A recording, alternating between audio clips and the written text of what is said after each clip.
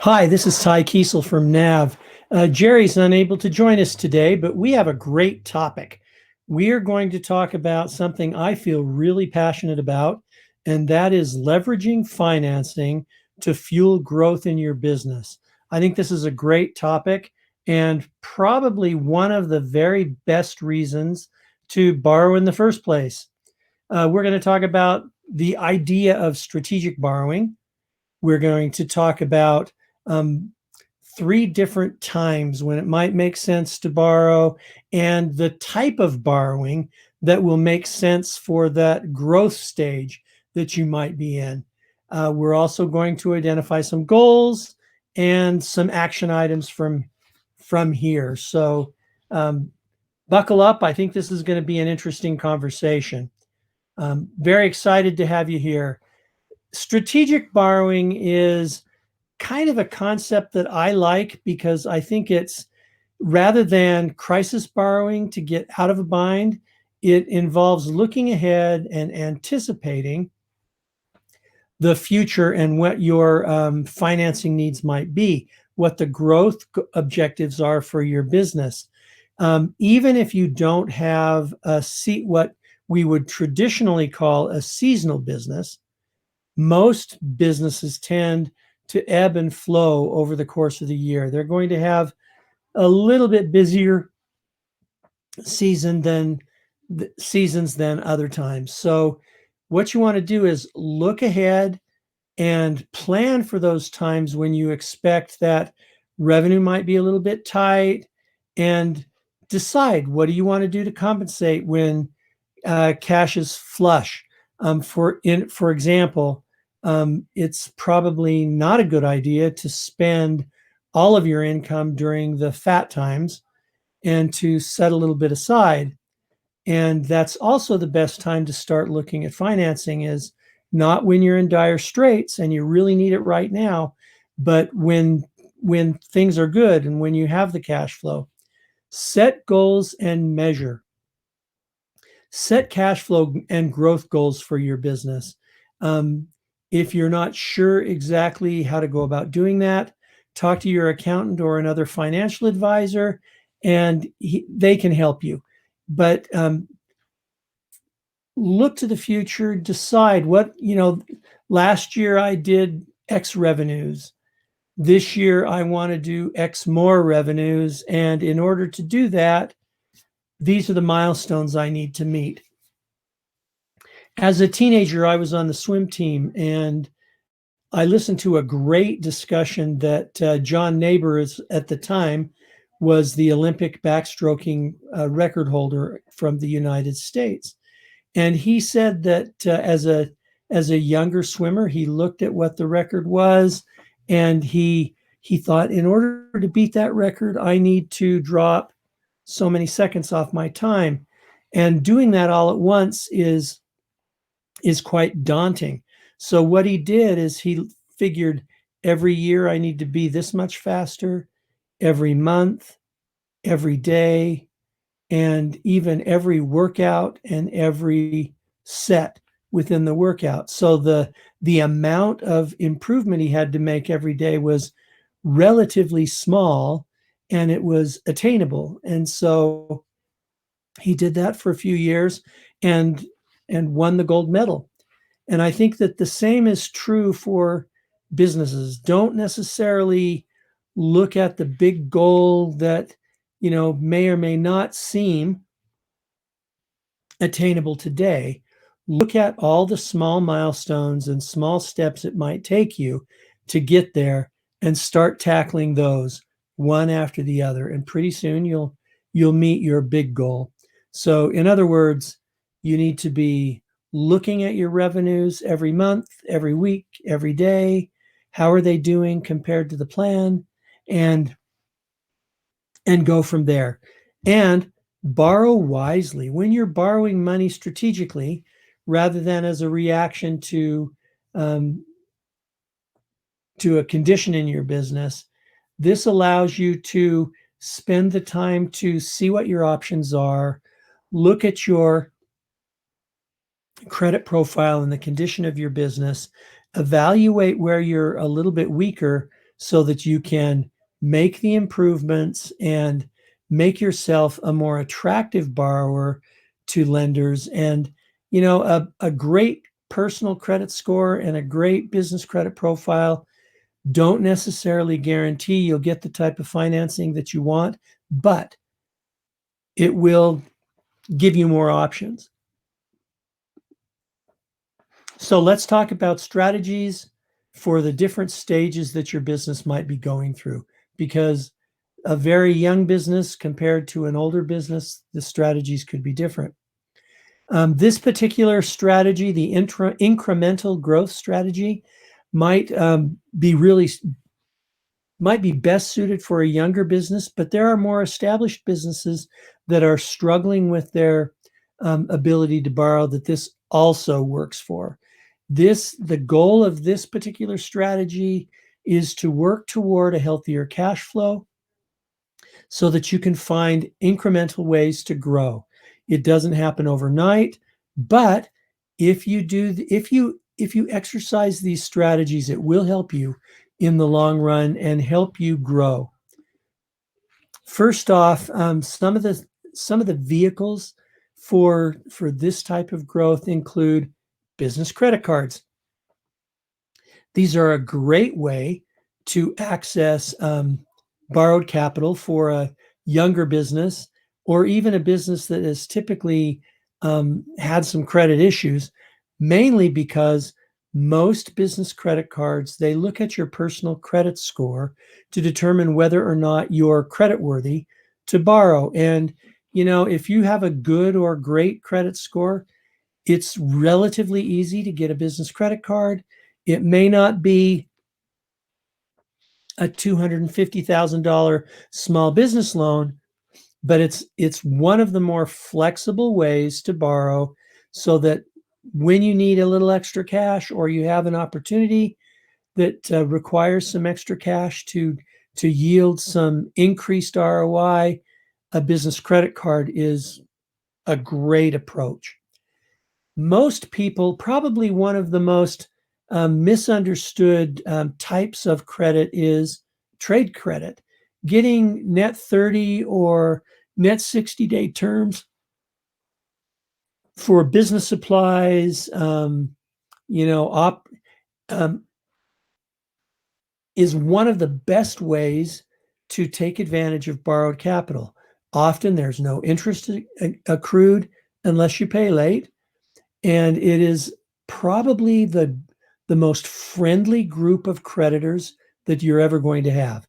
They're as invested in what you're doing as you are, just about, and they want you to succeed almost as much as you do. So they're going to put systems in place to help you do that. And one of those is allowing you to pay on invoice. If they report to the business credit bureaus, this, as a side benefit, could actually help build business credit. But trade credit is probably the most underutilized form of business credit available to small business owners. The next type of financing we're going to talk about are microloans. If you can leverage a relatively small amount of cash, typically anywhere from $5,000 to $50,000, if you can leverage a small amount of cash into a big yield for your business, this is a great way to go. Often these loans are low cost or even no cost. And I'm aware, for example, of a small business owner that was an artisan cheese maker in Arkansas years ago, who was making cheese out of the basement of his church. And he started to build his business, and he started to get enough customers that he needed to increase his capacity. And he needed $5,000 to do it. He was able to get a no interest microloan for $5,000 to buy the cheese vat he needed to grow his capacity. And now, years later, he is the largest independent cheese maker in Arkansas. So microloans are a great step to grow your business. and particularly for younger businesses, because these microlenders are often nonprofits who, in addition to providing you financing, will help you with advice and guidance on how to make the most of the financing that you're getting. Now, let's say you've been in business for a few years and you're looking at taking that next step. You want to take your business to the next level. Maybe you want to add employees. Maybe you've got a new contract to service or something. This is for businesses that see a real serious opportunity for growth, but don't have the cash flow or don't want to use the cash flow to finance that growth. A line of credit is one of the most, just like a business credit card, a line of credit is a very incredibly flexible way to borrow.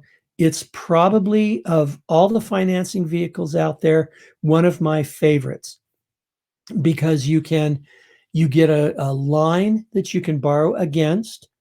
You can access the credit line for any portion of the credit line, repay it, and borrow it again.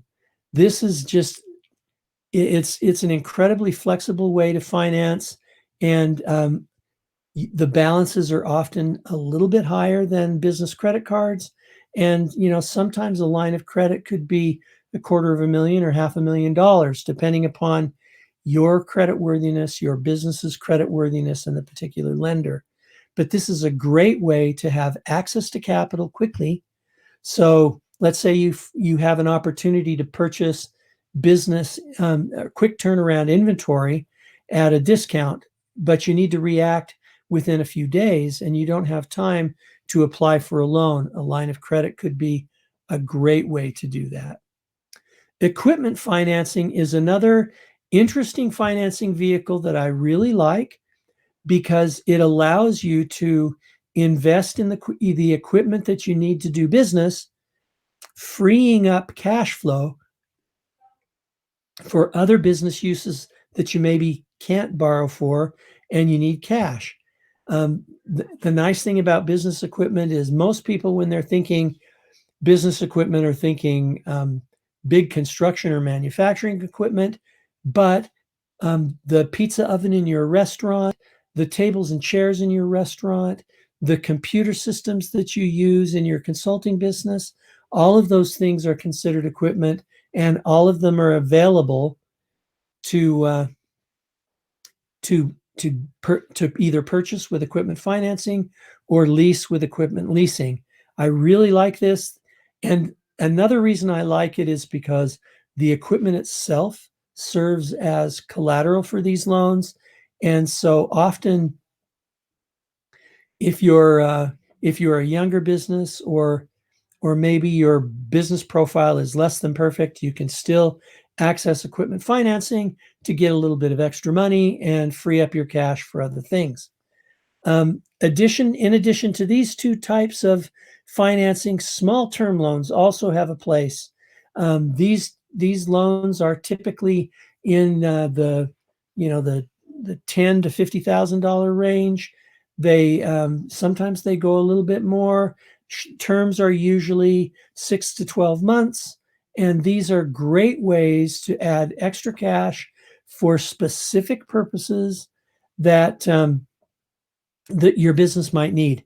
Additionally, these loans typically are found online, and unlike the bank down the street, these lenders are geared towards loans of $25,000, $30,000.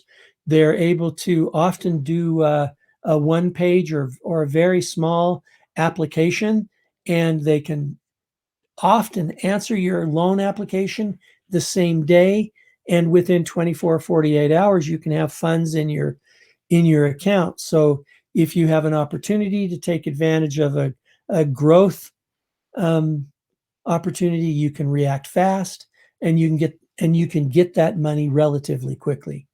So lines of credit, equipment financing, and small term loans are all great vehicles to help your business strategically level up to the next level. Now, let's say you've been around for a while and you want to expand and scale your business. Businesses that are ready to put significant capital towards large growth, opening a new location, creating a new sector of their business.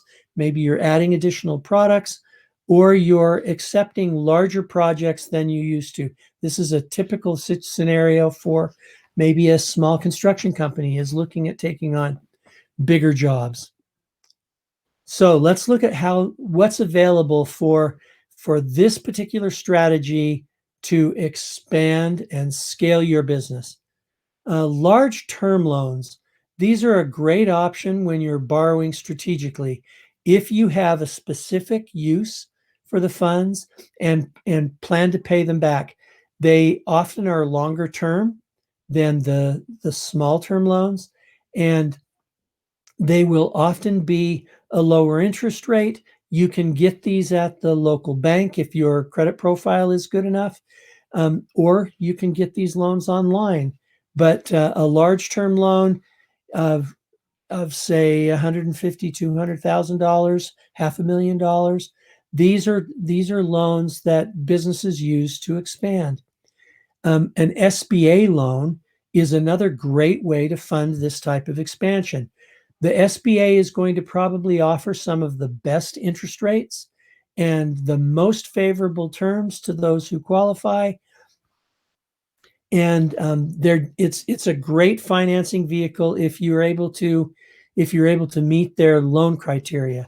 Now, typically for a large term loan, whether it is an SBA loan or not, they're going to require some form of collateral. The SBA doesn't necessarily require that you fully collateralize your loan, but they are going to require as much collateral as you're able to offer on loans over $25,000. Another option that you may consider are investors. If you have a business that could scale and maybe disrupt your market with an influx of cash, you might be able to get investment from venture capital firms that are seeking equity in your business. Now, they are not going to require you to pay the loan back, but they are going to require a percentage of your business. And so most of these investors are looking for what would be considered a liquidity event, which may be positioning your business to be acquired by a bigger company, a public offering, or something like that, where they will make their money back based upon the cash that is generated from the liquidity event. This is another option for businesses that are looking to scale and just need cash to do it. Remember, though, that when you take on an investor, you're taking on a partner who will likely want a seat at the table to help you make decisions. And I wouldn't look at it necessarily as losing your ability to make your own decisions, because you still can make your own decisions, but you're bringing on hopefully a partner with more experience in what you're doing that can give you critical guidance that you might not otherwise get if they weren't there. But large term loans, SBA loans, and investors are a great strategy, at least, to set your business up to expand. Now, you can kind of see how, depending upon the life cycle that your business is in right now, the strategies might be a little bit different. However, that doesn't rule out the fact that a young startup with a business that could potentially disrupt the market can't entice investors to step in early to help them make that happen, or that a mature business might not use business credit cards or a line of credit to facilitate growth in their business. It kind of depends upon the nature of your business, where you're at, and what you want to achieve. So the first thing you need to do is evaluate what your goals are for growth and the stage that your business is in. How attractive are you going to be to an investor? Is your credit profile sufficient to be able to go into a lender and get the finances you need? Um, Honestly, look at your business to determine where you're at, and if there are holes that need to be plugged, if there are places where your business is not as strong and you may need a little bit extra push to get maybe fix your credit profile or get a little more cash in the bank or build your revenues to the point where you're going to be more attractive to a lender. You can take those steps before you apply and prepare yourself. So evaluate your goals. What are the most pressing needs for your business? This is another place where I would suggest that you work with your accountant or some other financial advisor. I'm a big fan of leveraging your accountant as a strategic partner, as a strategic advisor. They probably know the inner workings of your business as well or better than you do because they're looking at it from a different perspective. When I was a young small business owner, I've said this before. One of my best friends was a CPA, and he and I would talk about my business all the time. And at the time, I would look at him and occasionally think, "Oh, this is accountant. What else would an accountant say?" And I dismissed a lot of his advice. Later, to find out the hard way that his advice was great advice, and I should have been paying more attention to him because he had a perspective and could have helped me with my business. In addition to your accountant, there are other advisors available through SCORE, the SBDC. If you look this up in the phone book or online, you'll be able to find a mentor or an advisor near you and take advantage of this. These are free services. These are people who are only there to help your business. SCORE, for instance, is, they're professionals who have either retired and done this before, or they're actively working now. They've been there and done that. They have built a marketing plan from scratch. They've created an accounting plan from scratch, and they can help you do the same thing. And the same is true of the SBDC. These are people that have no other motive other than to help your business grow. Years ago, when my father was looking to automate his business with a computer system, he was not computerized at all at the time. He went to the local SBDC and they helped him pick the computers to use, advised him on the software he needed to use, and helped him learn the systems so that he could computerize his small supply business. Take advantage of any opportunity that you have for mentors or advisors. Their value just cannot be understated. Identify your opportunities for growth, and these can be short-term or long-term opportunities. Maybe it's buying inventory, or maybe it's an opportunity to buy a new location across town. Whatever those opportunities are, make a plan and set goals. Occasionally we talk about business plans, and I would think that this would be a very legitimate part of your business plan.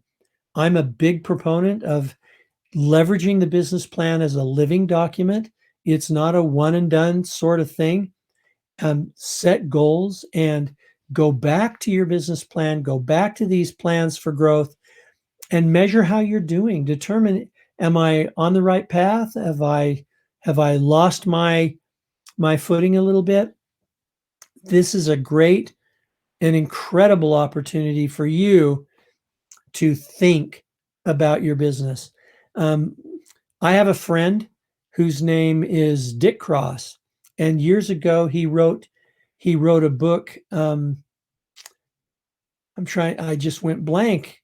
If you look up Dick Cross on the internet, it's Just Run It. That's the name of his book, Just Run It.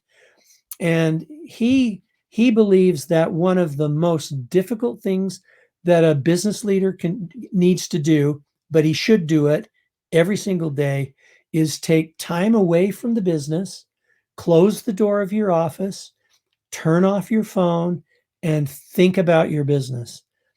Make your plans, evaluate how you're doing, and think about how you're doing. And it's amazing how much this can help you. I've tried this professionally, and it's a great way to focus. And it's amazing how sometimes when you step away from the minutia of the day and you just think about what you're doing, inspiration comes and you come up with great ideas. So make plans, set goals, and take time to set aside to think about those goals. The last step, I think, is to see what financing options are currently available to you. See what kinds of options are available generally. Measure how you're doing compared to what the criteria is for these options, and decide how those fit into your plans and will help you achieve your goals. For example, if you're looking at long-term growth and your goal is to add another location to your business over the next few years, and you want to do it with an SBA loan, the SBA requires that you have reasonably good credit. So if you don't have a personal credit score in the 650 range, you probably should start looking at the things you need to do to improve your credit. If you're looking at other types of financing, there are other requirements there. Every lender has a different threshold for personal credit and business credit. And it's really important that you understand exactly where you sit and how you can take steps, even if you're not prepared today, so that down the road you can prepare. So here's some things you can start doing today. Review your goals, qualifications, and your financing options. You can look at financing options by visiting nav.com. We'll have you complete a little bit of information and we'll tell you what's available to you. Decide the type of loan or financing you need right now based on your goals and where you are in the small business life cycle. Be reasonable in your goals. If you are a small business that's doing $100,000 a year, you're probably not going to be able to borrow $1 million. So adjust your goals and think about how much you can probably borrow and set your goals accordingly. Understand the documentation you'll need. Depending upon the lender, it could vary, but you're going to need bank statements, probably 3 to 6 months worth of bank statements, profit and loss statements, all your revenue statements. You need to understand what it is that particular lender is going to require. And the next step is apply. If you're ready to execute on your vision, there's no time like the present, so apply.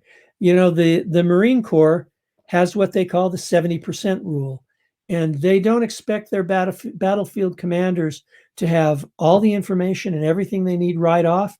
But if they have 70% of the intelligence they need, 70% of the resources they need, and they're 70% sure that this plan will work, they're told to execute, because executing on 70% is better than waiting for perfection, because you're less likely to get something done if you're waiting.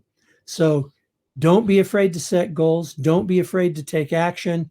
Don't be afraid to leverage borrowed capital to fuel growth in your business. I think this is one of the very best ways to leverage borrowed capital. And don't forget to track and measure your goals and move on to the next stage when you're ready. I hope this has been helpful for you.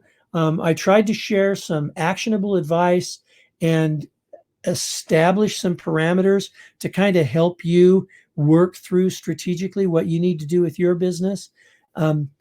I sure appreciate you attending our webinar and being a part of this. Thank you very much, and good luck with your growth plans.